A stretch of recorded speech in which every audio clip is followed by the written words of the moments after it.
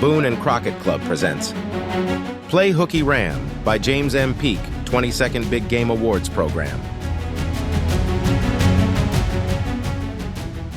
I sensed it was about time to hear from Ross Peck of Fort St. John, British Columbia, about a hunt for stone sheep. We had invited him into the Taylor Ranch in the central Idaho wilderness last winter to show him a bighorn, but time and weather prevented his visit. He asked me up to the Tuchodi River area of British Columbia 4 years ago, but I declined because of teaching commitments. If he told me he had space this time, I knew I was going, come hell or high water. At 57, my knees were beginning to go, and there weren't too many 60-year-old sheep hunters rattling around on a mountain. I couldn't be certain of health or another sheep hunting invitation. So when Ross extended another invitation, I accepted. The hunt began on Ross's landing strip. The pilot circled the sky to see which way the windsock pointed and to make sure no horses were in the vicinity. He pulled his flap lever and smoothly landed his Cessna 185. As we taxied to the corrals, my eyes wandered towards those high, sharp-sculpted crags in the distance that sheltered sheep. I had just arrived, and the trip was a success. The country is honest to God, bona fide, top-quality, big-game country. Our pack outfit left the horse camp and pulled out onto a series of parks or grassy meadows that paralleled the high ridge we were to hunt. We camped where there was no sign of a previous camp. A small group of ewes on one side kept popping over the ridge, so we knew we'd see sheep tomorrow. The next morning, our horses carried us through wet brush up a forested section of the slope until it became too steep. I worked hard and stopped often. I gradually got my legs under me and caught my breath as we broke out into the alpine tundra. Rain became heavier, and we saw a series of snow squalls coming our way from the northwest. We walked up the hill through the squalls. "Well, let's see what the ridge top looks like. This light snow won't hurt us," Ross said. We trudged out of the scrubby spruce onto the ridge in 10 centimeters of new snow to look for sheep. No self-respecting sheep were loitering around on the windy side of the mountain, only dumb hunters. "Now keep your head down or the sheep will see you," Ross said quietly. Crisp air created some image distortion as the sun's heat waves wafted from the melting snow on the black rock. Ewes and lambs were below us. I wasn't pleased because ewes and big rams usually don't mix this time of year. "Don't forget to watch the brush below us on that slope," he said. "They're apt to be down in the brush on a day like this." Ross has the eyes of an experienced hunter.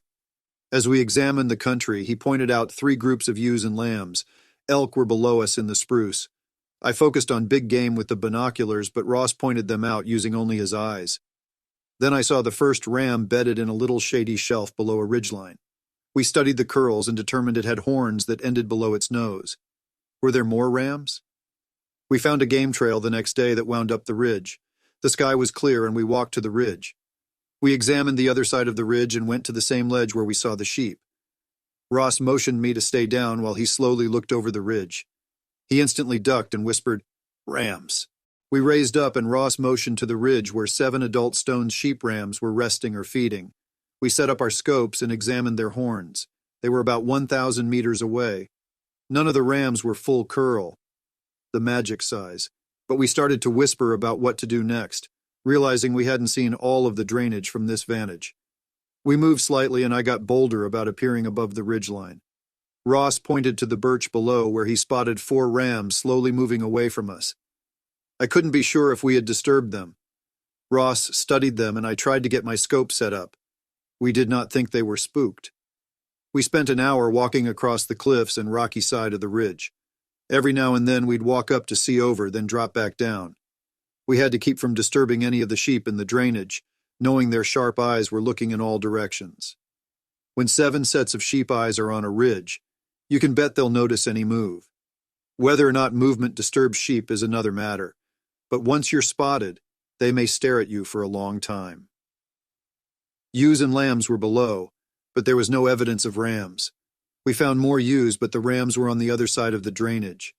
A rough mountain ridge has a million places for sheep to bed, so we had to examine every bit of the broken terrain.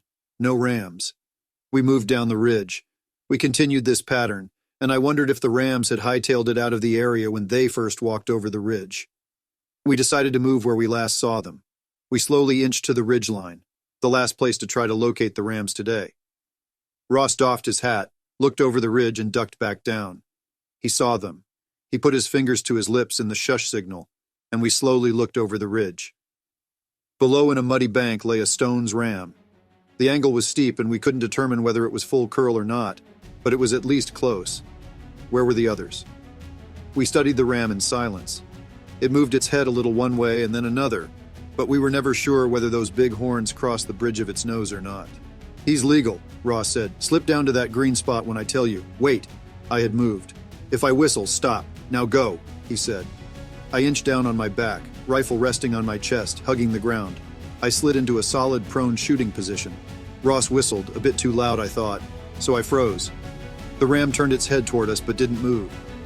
As the ram looked away, I settled into a solid rest, slipped off the safety of my rifle, and viewed the ram through the scope. I knew shooting downhill meant different trajectories than if I shot across level ground, so I aimed low. The rifle was dead still. I concentrated on squeezing the trigger. At the shot, the ram got up and ran over the crest of the spur ridge above it. "You shot in front of him," Ross said. I snapped off another shot but knew it missed too. Hunting, like any sport, is a series of highs and lows.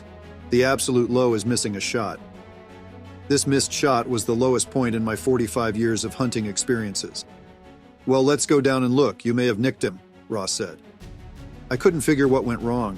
I thought I had compensated for the steep angle, but I knew better than to blame the rifle. I was wondering what to do next.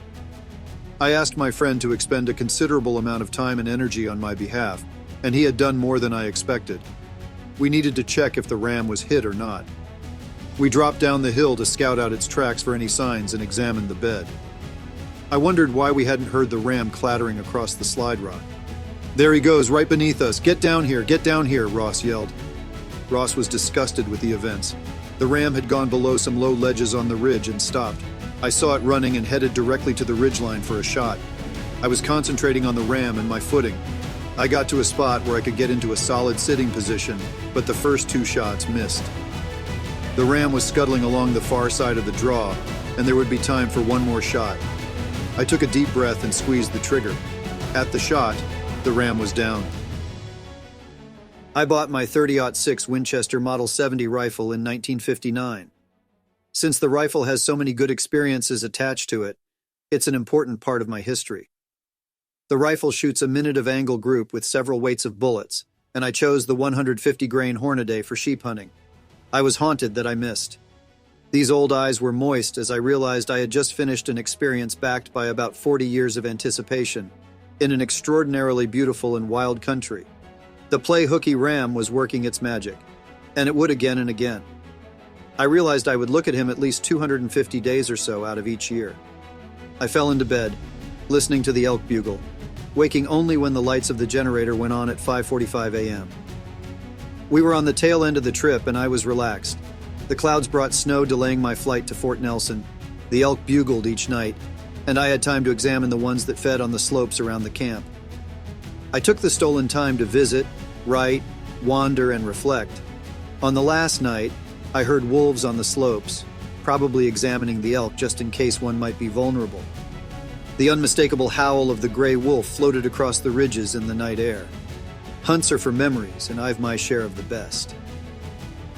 James's ram scored 176 4/8 inches, and of this recording in 2023, it ranks number 87 out of the 527 accepted entries in the book. Thank you for listening, and if you enjoy content like this, please share it with a friend. You can find even more stories here, or visit boone-crockett.org to see associated pictures and score charts. And as always, thank you for supporting the Boone and Crockett Club.